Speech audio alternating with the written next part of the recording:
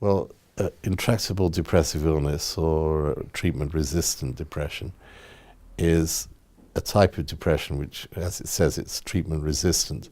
About 85% of the population who have depression can recover, so they have one episode and one episode only, and then they recover completely.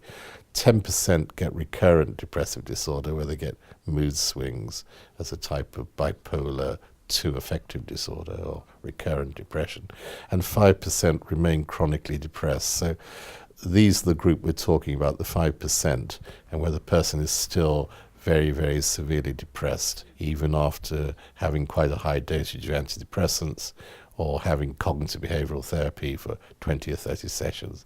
So that's what we mean by intractable depression.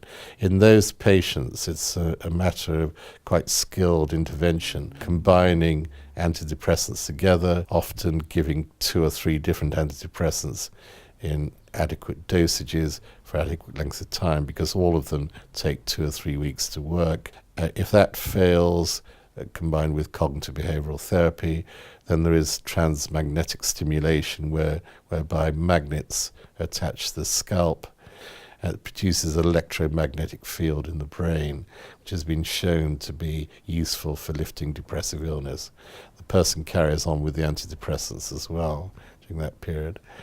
If that fails, then there is electroconvulsive therapy, ECT, and in that situation the person starves from midnight, and then they have a short-acting general anesthetic which puts them to sleep, and then there's an electrical shock across the brain which causes a modified epileptic fit, and the epileptic fit is needed as the antidepressant effect. If you don't have the epileptic fit, you don't have the antidepressant effect. So that's how it works, and it works by regenerating parts of the brain and altering other areas of the brain, so other circuits in the brain are opened up, and by raising the serotonin levels in the brain. So ECT is quite effective.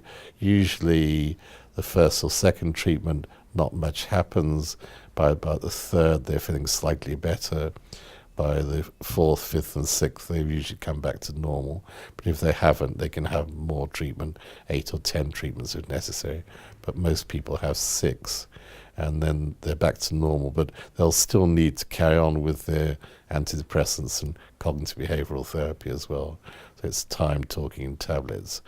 If that doesn't lift it, then there are specialized chronic affect means mood disorder clinics that specialize purely in this, and there they use quite intensive treatments of CBT daily, and also use a combination of sometimes monoamine oxidase inhibitors, which are a different type of antidepressant, tricyclic antidepressants, the newer antidepressants.